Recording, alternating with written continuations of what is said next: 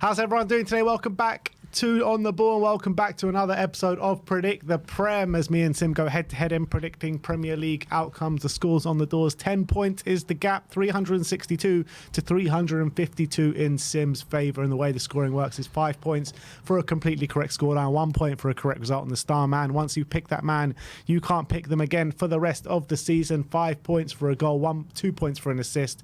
Let's get into the weekend's action, starting off at Selhurst Park. Crystal Palace against Man City. Sim's gone for a clean sheet for Man City at 2-0. Yeah, I think Palace are going to struggle to really hurt Man City in this one. I know actually Olise apparently is going to be available in the matchday squad, but only for about 15 minutes, said Glasner. I saw how they struggled to really hurt Bournemouth midweek, and I just think the elements of control that Man City have, it's going to be very difficult for Palace to hurt them. Albeit, Palace do usually turn up against Man City, and they do usually cause them trouble. I just feel like on this occasion, it won't be that simple. So I've gone for 2-0 to City.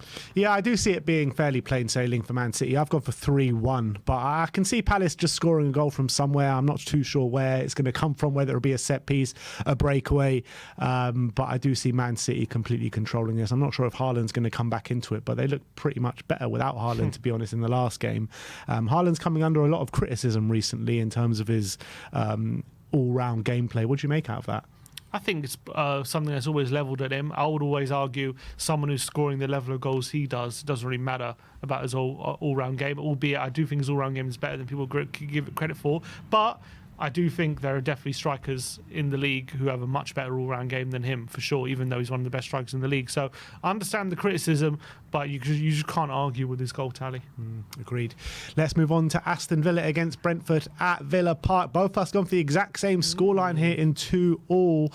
I feel like Brentford seem to have one game on, one game off, one game on, one game off, without getting any points, without getting wins on the board, let's say. And I think Villa are coming into this depleted. John McGinn is back, but the likes of Ollie Watkins is out. I was really impressed with, actually, in the last game against Man City, Moussa Diaby and the pace that he was showing. He just kept going, trying to go on that wing and do it all on his own without really much help. And I feel like with him against this Brentford side, they can find goals, but I just feel like Brentford will be catching them out on the transition with the likes of Tony, Wissa and Buemo. And I envisage a really good game of football, but I couldn't really split the sides. Yeah, and especially at home, Villa like to play this high line, like to really hound the opposition and try and force them, press them into oblivion.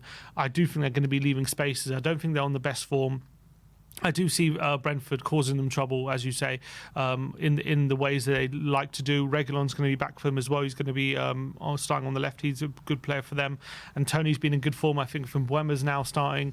I think they're going to cause Villa some problems. But their defence is also depleted. Villa as well might have Watkins back. Emre said he's having a late fitness test. Him and Emi Martinez are both having a late fitness test ahead of the game. So if they're back, I do think they'll score goals. If they're not back, I can see Brentford maybe causing even more trouble against this Villa side. I just think it's going to be a very, very difficult game for Aston Villa. And I think Brentford have been playing well recently, albeit not getting the win. So I do think a 2-2 draw here. Next up is a massive, massive clash down at the bottom. Everton against Burnley at Goodison Park. It's a Sean Dyche derby against his old club in Burnley, and what a big game this is for both clubs. Sim's gone for 3-1 to Everton. I swear, if the predictions were anything to go by, Everton would be like in the top 6 by your predictions. Really? I think you predicted a lot of wins, yeah. I didn't notice that, but I do think they'll win this one. I do think they're going to bully Burnley. I really think at home at Goodison Park, they know it's 6 points. Dyche against his old team as well. I can see Burnley playing all the pretty football, but I see Everton being the more effective, playing those long balls into the channels, really hurting them from set pieces. And as well, they've got quite a good high press when they want to, Everton, and I can see them catching Burnley out on this one. So I think Burnley will win. I think it's going to be, sorry, not Burnley. I think Everton will win. I think it'll be a massive game. I think the crowd will be up for it. I think they'll know the importance, and I see 3 points going to Everton. Yeah, Everton are kind of like the draw specialists in the league this season, and Burnley, on the other hand, have been getting loads of draws in recent weeks. So I kind of feel like both these teams might cancel each other out a little bit. I do think this game, in terms of how both teams play, it will kind of favour Everton a bit more, but Everton just can't buy a win at the moment. They can't buy much at the moment, and I'm just not impressed with the way they're playing. On the other hand, I am impressed with the way Burnley have been playing in recent weeks, but I just can't see them getting all 3 points here. So I've just split the scores at 1-1, and 1-1 doesn't really help either of these teams, to be fair. Let's go to Fulham against Newcastle at Craven Cottage. We've both gone for the exact same scoreline here in 2-1 to Fulham. Yeah, I think Fulham at home are a different beast, and I think Newcastle are struggling for consistency at the moment. Got a energy-sapping 1-1 draw in midweek against Everton with what was a really disappointing late equaliser. And I think away from home, they just look a bit vulnerable. They got a lot of injuries at the back line. I think Gordon is still suspended for this one as well, so I don't think he's available. Well, actually, no, sorry, he got a double yellow, so he's only one game. So, yeah, he will be back. But I see them causing trouble, but I think the way Fulham play at home, I think they'll be able to handle Newcastle in this one. I think their lack of consistency will come back to bite them as well. And I see Fulham winning that midfield battle with João Paulini and Newcastle having a lot of injuries there. So I've gone for Liverpool to scrape it. Not Liverpool, sorry, Fulham to scrape it 2-1 at Craven Cottage. Yeah, I also obviously think Fulham are going to win. I do think it's going to be a tight game. I'm liking the way Newcastle are playing at the moment. Isak's on firing form. Gordon, when he's on, obviously he was suspended last game, but he's on really good form as well. But I just look at this Fulham side at home. Some of the results that they're getting at home are just unbelievable. You know, battered Spurs, battered Brighton, beat Arsenal in the cup as well at home in the semi-final. They gave Liverpool a really good game, drawing 1-1 in one of the legs. They're just getting really positive results at home, and they're a really hard team to play against at Craven Cottage with that small pitch, and I think it's going to play into their hands again this weekend at the expense of Newcastle. So I have gone for 2-1 to Fulham. Next up, Luton against Bournemouth. Sim's gone for 2-0. I've gone for 3-1 to Bournemouth. Bournemouth are on brilliant form at the moment. They just seem to be batting away every team that they are playing against at the moment, and I don't think this depleted Luton side will be any different. I can see Luton getting a goal because they do seem to score in more or less every game if you take away that Arsenal game. But I can't see anything past the Bournemouth win. Yeah, I think Bournemouth coming into this with a lot of confidence and great form, flying form, and I think they're going to really assert themselves on this game. And I think Luton are just running out of energy a bit. They're obviously running on empty with all the injuries they have. And I can see them really struggling to hurt Bournemouth in this one. I do think Bournemouth are going to come into this game with a lot of intense energy. They do like to play that high press. They do like to keep the ball. And I can't see Luton containing them, to be honest. And I just feel like Luton are running out of energy at the moment. They need their injured players to come back, because I feel like the players on the starting 11 are running on empty a bit. So I've gone for 2-0 to Bournemouth. Wolves against West Ham next. We've both gone for the same scoreline here in 1-1. Yeah, I think at Molineux, a difficult place to go. Both teams don't like the ball. Both teams like to counter-attack, and I think that's going to lead to both teams not creating so many chances, in my opinion. Wolves still have serious injuries in the front line, so I think it's going to be very difficult for them to hurt West Ham. But obviously West Ham are great players in the front line, but I just feel like the way Wolves play is going to be very difficult for West Ham to find the spaces that they like to find in when they go forward. So gone for West Ham and Wolves to draw here. Yeah, I don't really see this being a great game of football, just because of what you said in terms of, you know, both teams don't like the ball. They both play a similar brand of football. Cunha is back. Hwang has been training this week, but I don't know if he's going to be in the matchday squad or not. So, players are starting to filter back for Wolves, which is positive for them. But I just feel like Wolves are a bit on the beach at the moment, to be fair. And I think this West Ham side away from home, I think they're not playing great away from home. And I think this is just another one where they're just going to cancel each other out. I was toying with a 0-0 in this game, but I have just sided with 1-1 with the attacking talent that West Ham have. They should be good for a goal, and Wolves at home, they should be good for a goal as well. So I've gone for 1-1. Next up is a big game in the title race, Brighton against Arsenal at the Amex. We've both gone for the same scoreline again in 2-1 to Arsenal. And I could see Arsenal just, doing more than enough to get over the line. Brighton, a very good home side. They've only lost one game at home all season, so I would think it will be more difficult than maybe some people envisage for Arsenal this weekend, but I see them doing enough with the quality that they have to get over the line in such an important game for them. Yeah, I do think it's going to be a very difficult game. We also saw last season Brighton at the end of the season at the Emirates caused Arsenal a lot of problems. I think they ended up winning the game 3-0, and that was obviously one of the final nails in the coffin for Arsenal last season. But this season, obviously, they're a different beast defensively. You saw against Man City, they just dealt with things in a very different way, and I think if they play in a similar way, I don't think Brighton have the defensive structure that City do to keep them out. And I think from set pieces as well, I can see Arsenal getting a lot of joy here. I wouldn't be surprised if it's 2-1 with two Arsenal set pieces here. I do think Brighton will have a lot of possession. They're very good on the ball, and as well, they like playing against teams. If Arsenal come at them, they do like to kind of beat the press from the opposition. But I just think Arsenal are playing at a very high level at the moment. It's going to be very difficult for Brighton to keep them out. So I've gone for a tight game for Arsenal to shade it 2-1. We move on to the big derby, the big clash at Old Trafford, Manchester United against Liverpool. Sim has gone for 3-1 to Liverpool. Yeah, good win for Liverpool midweek against Sheffield United.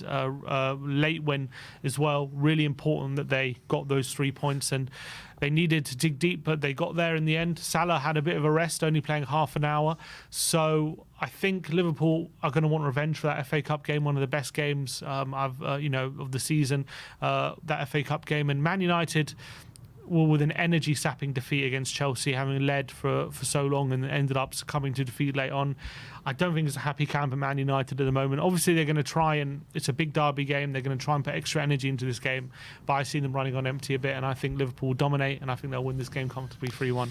Yeah, I've gone for 3-2. I think, the fans are going to be fully behind Man United in this one, trying to spoil Liverpool's parties, trying to stop their title charge. I think the players are going to want to do that as well. And I think you're going to see a much better Man United performance than maybe you have seen in recent weeks. But I don't think it's going to be enough. I think Liverpool have more than enough quality to beat this Manchester United side, seeing as they are top of the league, and they're top of the league for a reason. It's because they've been really good all season. But I don't know, there's just something about Liverpool at the moment. They're not maybe scoring as many goals as they should be. They're not putting away teams maybe as easily as they should be. And I see this being a tight game, but Liverpool just doing enough to get over the line in a 3-2 victory. But I see it being a really good game of football. But next up is Bramall Lane, Sheffield United against Chelsea. Both of us gone for the exact same scoreline in 2-1 to Chelsea. A confidence-boosting win last time out for Chelsea, 4-3 against Manchester United, right in the latest ever comeback in Premier League history. And I think that will give them a bit of confidence to go to Bramall Lane and take all 3 points. But with Sheffield United, I see a team that is fighting at the moment and fighting for the manager and fighting for their Premier League survival. But I just don't think it's enough. I think they're not good enough to stay in the league, essentially, and I think Chelsea will just about get over the line. Yeah, I think so too. I think it's not going to be a pretty game, but I think Chelsea will have enough of just a bit of quality to get over this Sheffield United team. Sheffield United show they'd still have got a bit of fight left in them at Liverpool, Anfield in midweek, but still ended up succumbing to defeat, which leaves them 10 points adrift of safety at the moment, with 8 games left for them. So time is really running out, and I think there's going to be a bit of fight here at Bramall Lane. I think they'll get a goal. I think it might even be 1-1 going to the last 5 minutes, but I think Chelsea will have enough quality to just go over the line. So 2-1 to Chelsea. And last but not least, 6 p.m. kickoff on the Sunday is Tottenham against Nottingham Forest. Sim's gone for 3-1 here. Yeah, and I see this being another bit of a struggle for Spurs. I think they'll come out on top, but obviously Forest got a really good morale-boosting victory against Fulham in midweek, and that'll give them a lot of confidence going into this game. And we know how Forest like to play under Nuno. Back 3, very compact, look to exploit the spaces of Alanga and Gibbs-White and Chris Wood. I do think Spurs will dominate. I do think they'll create chances. But I do see Forest causing Spurs a bit of trouble on the counter. But I think, again, this could be another late show, but I've gone for 3-1 here. Yeah, I've gone for 2-0 to Spurs. Nottingham Forest actually don't concede too many goals. They don't score too many goals either of late, apart from their last game where they did win 3-1. But I think Spurs have got enough in defence to stifle this Nottingham Forest side and more than enough firepower to go and win the game. So I don't see it being an absolute battering, but I can see Spurs doing enough to have a convincing win and a rare clean sheet on the board for Tottenham Hotspur this weekend. So I've gone for 2-0 to Spurs. Let's move on to the star men, and I knew you went for Nick Jackson. Sim has gone for Nicholas Jackson away to Sheffield United. Yeah, he's in good form. I know he didn't score in midweek, but he's been scoring a few goals recently. And I think against Sheffield United team, who are just not the best defensively, I think he's got a good chance to get on the score sheet. And I've used one of my power cards, Heung-min Son, this weekend at home to Nottingham Forest. I was actually toying with Brendan Johnson as well, but I just sided with Heung-min Son because I just need some points. So let's hope. I've got my eye on Sonny for Burnley and Sheffield United at the end of the season. Yeah, I bet you have. But let's hope my Sonny card isn't used as badly as your Salah card. But that is your Predict the Prem for this week, and there is 10 points in it. Let me know who you think is going to come out on top this weekend, and let me know what your predictions are. Thank you everyone for watching. We'll see you next time.